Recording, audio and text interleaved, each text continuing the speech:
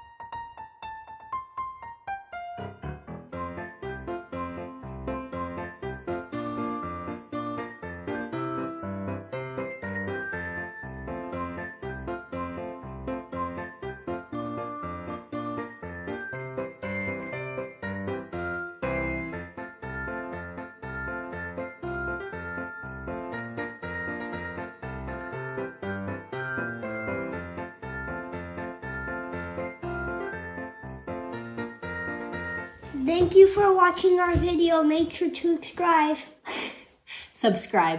Subscribe.